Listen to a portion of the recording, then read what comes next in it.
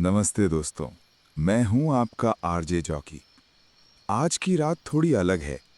बाहर बारिश की बूंदें खिड़कियों पर दस्तक दे रही हैं और शहर की शोरगुल कहीं थम सी गई है।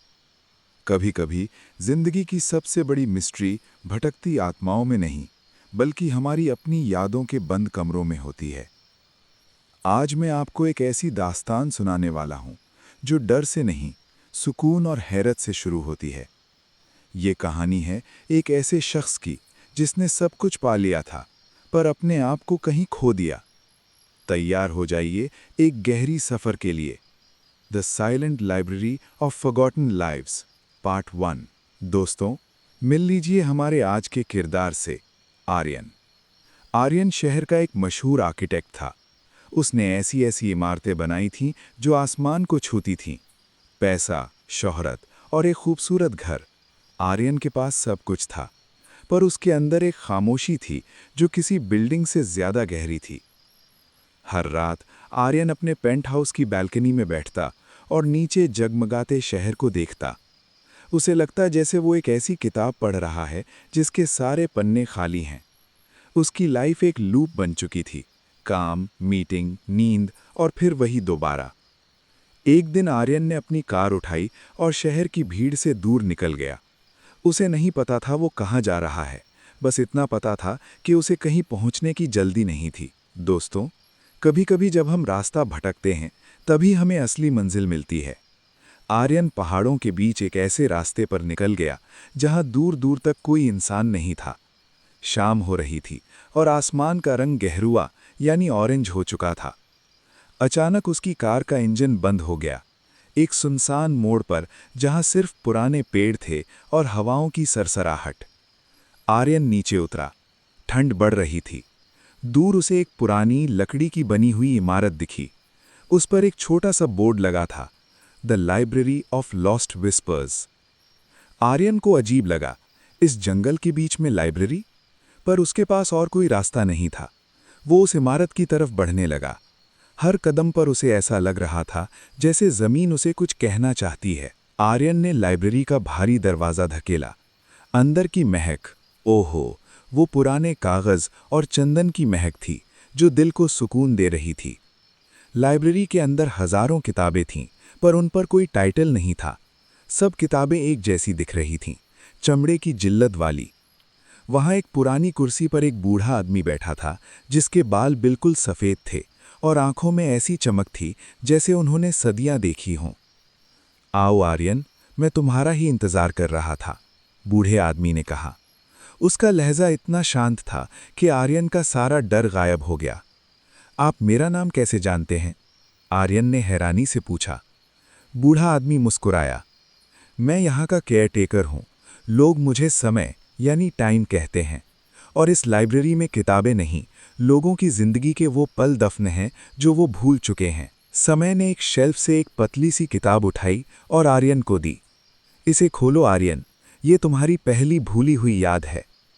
जैसे ही आर्यन ने किताब खोली, लाइब्रेरी की दीवारें गायब होने लगीं।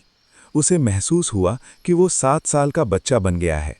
वो अपने पुराने घर के गार्डन में है। वहाँ एक छोटा सा पौधा था जिसे वो रोज़ पानी देता था। उसने याद किया कि कैसे वो उस पौधे से बातें करता था। आर्यन की आंखों में आंसू आ गए। वो पौधा बड़ा होकर एक पेड़ बन गया था, पर आर्यन ने उसे कभी मुड़कर नहीं देखा। जब वो शहर गया, उसने महसूस किया कि कैसे उसने छोटी खुशियों को बड़ी इमारतों के नीचे दबा दिया था।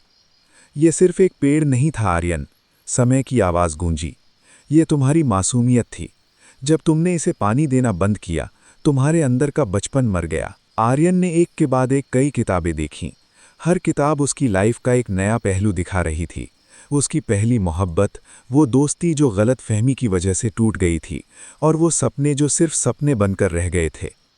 पर तभी लाइब्रेरी के सबसे अंधेरे कोने में आर्यन की नज़र एक काली किताब पर पड़ी। वो किताब बाकी सबसे अलग थी। उसके चारों तरफ एक अजीब सी ठंडक थी। आर्यन उसकी तरफ बढ़ा।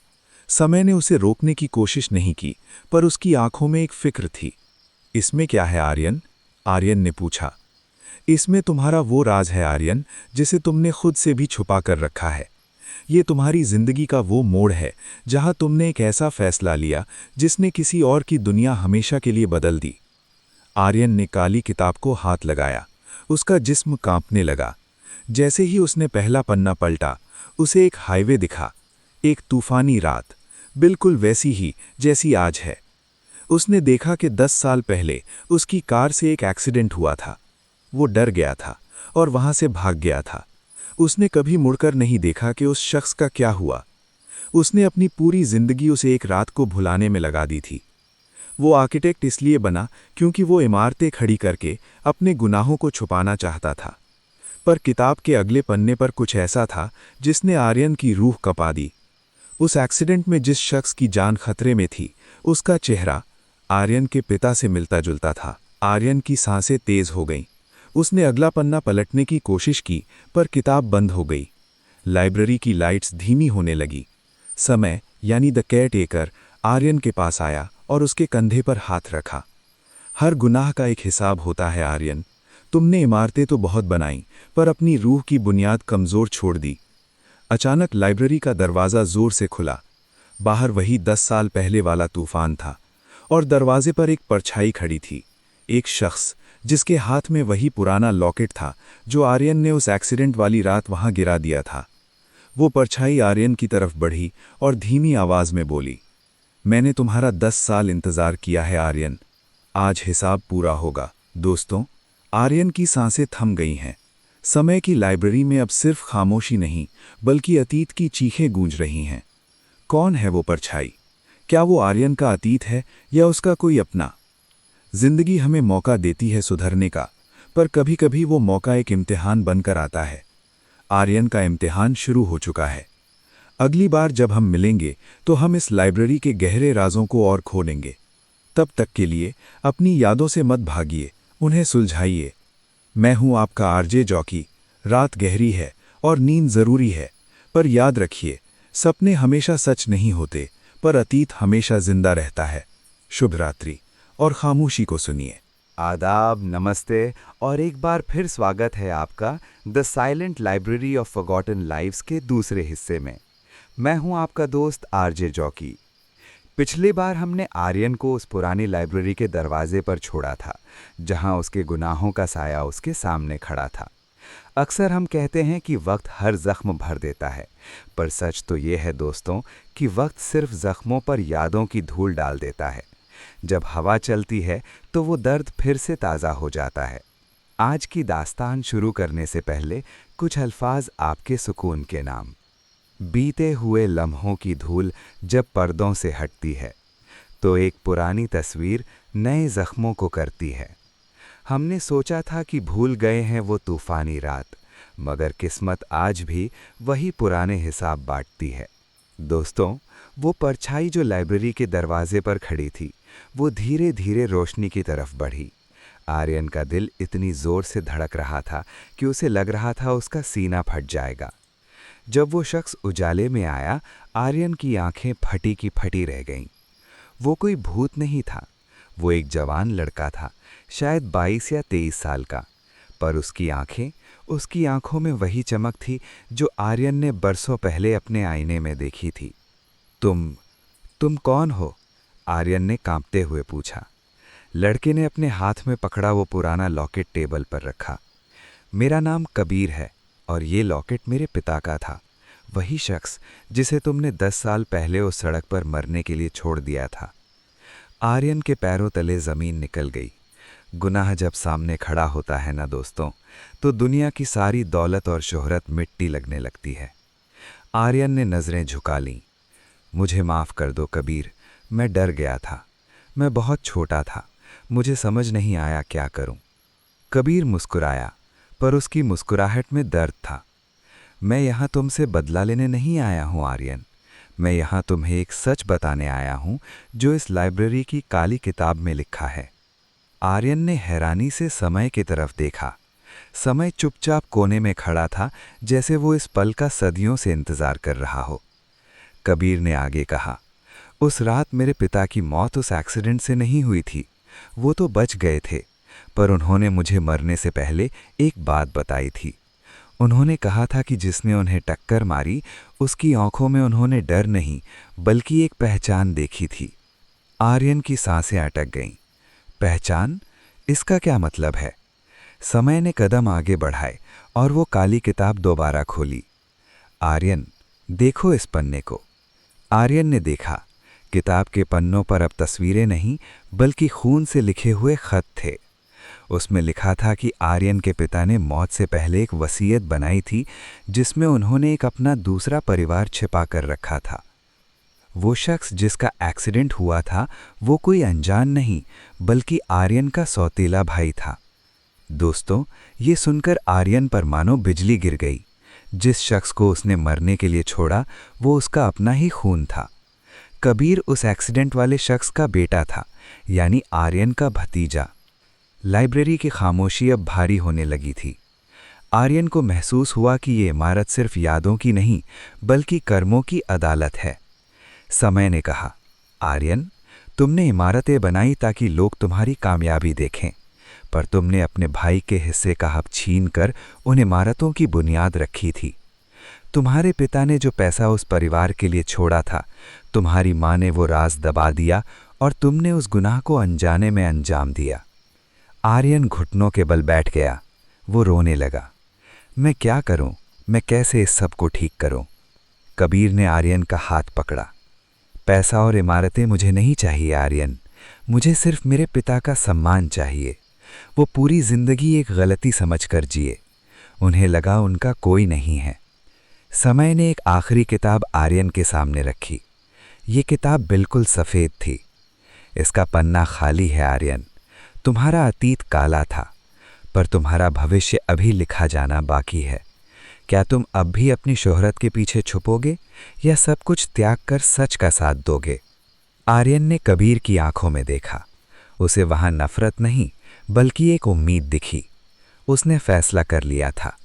जैसे ही आर्यन ने सफ़ेद किताब पर हाथ रखा और इकरार किया कि वो अपनी सारी जायदाद कबीर के परिवार के नाम करेगा और अपने गुनाहों की माफ़ी मांगेगा, लाइब्रेरी की दीवारें धुंधली होने लगीं।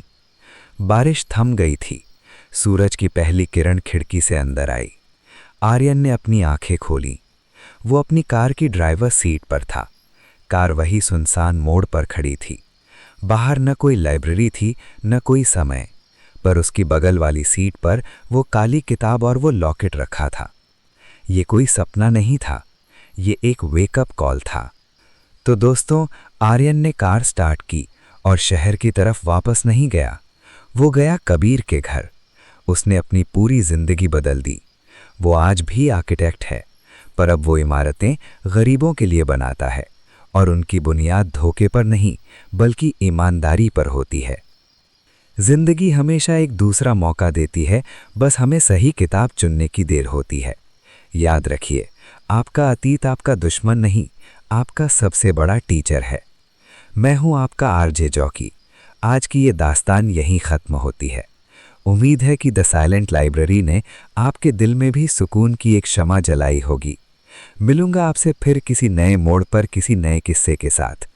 तब तक के लिए सोते रहिए, पर सपने वो देखिए जो आपको जगाएं। शब्बा खैर, शुभ रात्रि और खुश रहिए। आदाब, स्वागत है आपका इस सफ़र के आखिरी पड़ाव में। मैं हूं आपका दोस्त आरजे जॉकी। कहते हैं कि सवेरा सिर्फ सूरज के निकलने से नहीं होता, बल्कि तब होता है जब इंसान के भीतर का अंधेरा खत्म हो जाए। हमने आर्यन और कबीर की दास्तान सुनी, देखा कैसे एक पुरानी लाइब्रेरी ने सदियों पुराने राज खोले। पर दोस्तों, सच्चाई का पता चल जाना ही काफ़ी नहीं होता, उस सच्चाई के साथ जीना असली इम्तिहान है। आज the silent library of forgotten lives का आखिरी हिस्सा, जहां हम देखेंगे कि क्या आर्यन सच में आज़ाद हो पाया, आज की सुबह एक नए फैसले के नाम। दोस्तों, आर्यन कबीर के घर के बाहर खड़ा था। वो एक छोटा सा पुराना घर था, शहर की भीड़ से दूर। आर्यन का हाथ दरवाज़ा खटखटाने के लिए उठा, पर ठिठक गया। उसने सोचा, मैं क्या कहूँगा, क्या वो मुझे माफ़ करेंगे? उसने अपनी जेब से वो पुराना लॉकेट निकाला। वो लॉकेट सिर्फ एक गहना नहीं था, वो एक ब्रिज था दो परिवारों के बीच। दरवाज़ा खुला, सामने एक बुजुर्ग महिला खड़ी थी, कबीर की माँ। उनकी आंखों में वही ठहराव था जो आर्यन ने उस लाइब्रेरी के केयरटेकर की आंखों में देखा था। उन्होंने आर्यन को देखा और बिना कुछ पूछे कहा, तुम आ गए? कबीर तुम्हारा ही जिक्र कर रहा था। आर्यन हैरान था। कबीर को कैसे पता था? क्या वो लाइब्रेरी वाकई सिर्फ आर्यन के दिमाग की उपज थी या वक्त का कोई जादू? आर्यन घर के अंदर गया। कबीर वहां बैठा एक पुरानी डायरी पढ़ रहा था। आर्यन ने बिना देर किए सब कुछ सच सच बता दिया। उसने बताया कि कैसे उसने 10 साल पहले एक्सीडेंट किया, कैसे वो भाग गया और कैसे उसने अपने पिता के दूसरे परिवार का हक छीना। आर्यन ने अपने रोने को रोकने की कोशिश नहीं की। कबीर, मैं ये सब कुछ, अपना बिजनेस, अपना पेंट हाउस, अपनी शोहरत, सब तुम्हारे नाम करने के लिए तैयार हूं। मुझे बस अपने गुनाह का बोझ उतारना है। कबीर उठा और उसने आर्यन का हाथ थामा। आर्यन भैया, अगर मुझे पैसा चाहिए होता तो मैं कब का मांग लेता। पिताजी ने हमेशा कहा था कि नफरत का बोझ गुनाह के बोझ से ज्यादा भारी होता है। मैंने तुम्हें माफ उस दिन ही कर दिया था जब मैंने तुम्हारी आंखों में पश्चाताप यानी रिमोर्स देखा था। आर्यन को महसूस हुआ जैसे उसके सीने से कोई पहाड़ हट गया हो, पर कहानी यहां खत्म नहीं हुई। तभी आर्यन को अपनी पॉकेट में कुछ महसूस हुआ। उसने हाथ डाला तो वहां वही सफेद किताब का एक पन्ना था जो उसने लाइब्रेरी में देखा था। उस पन्ने पर अब कुछ लिखा हुआ था, जिंदगी वापस नहीं की जा सकती, पर नए सिरे से बनाई जा सकती है। ब्लैकवुड मैनर के पीछे वाले पुराने आश्रम को देखो। आर्यन और कबीर उस जगह पहुंचे। वहां एक पुराना आश्रम था जो खंडर बन चुका था। आर्यन ने महसूस किया कि उसके पिता ने ये जगह कबीर की मां के लिए बनाई थी ताकि वो सुकून से रह सकें, पर आर्यन की मां ने उसे बंद करवा दिया था। आर्यन ने वहीं एक फैसला लिया। उसने अपनी सारी आर्किटेक्ट की टीम बुलाई।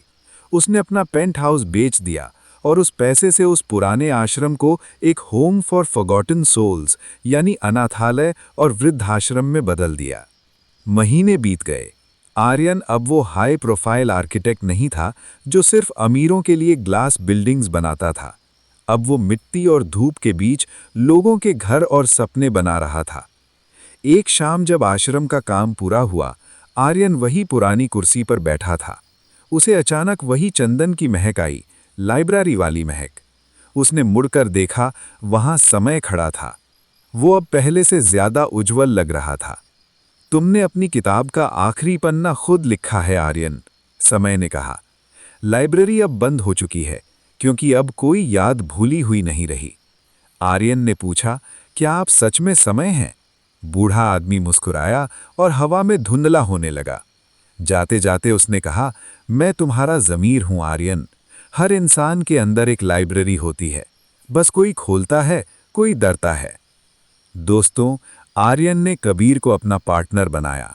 कबीर ने इंजीनियरिंग पढ़ी और दोनों ने मिलकर शहर के उन हिस्सों को सजाया जहां रोशनी नहीं पहुंचती थी। आर्यन की मां ने भी अपनी गलती मानी और कबीर के परिवार को अपनाया। जिंदगी अब परफेक्ट नहीं थी, पर अब सच्ची थी। आर्यन को अब नींद के लिए गोलियों की जरूरत नहीं पड़ती थी। बारिश की बूंदें अब उसे डराती नहीं थीं, बल्कि लोरी सुनाती थीं। तो मेरे दोस्तों, ये थी आर्यन की दास्तान। हम सब की जिंदगी में एक ब्लैक बुक होती है जिसमें हम अपने गुनाह और डर छुपाते हैं। पर याद रखिए, जब तक आप उस किताब को खोलेंगे नहीं, आप कभी आगे नहीं बढ़ पाएंगे। गुनाह करना इंसान की फितरत है, पर उसे सुधारने का हौसला रखना इंसानियत है। आर्यन ने इमारतें छोड़ी, पर दिल जीत लिए। आज की रात सोते वक्त अपनी लाइब्रेरी के पन्नों को जरूर पलटिए। क्या पता कोई पुरानी याद आपका इंतजार कर रही हो। मैं हूं आपका आरजे जॉकी। इस कहानी के साथ मैं आपसे विदा लेता हूं।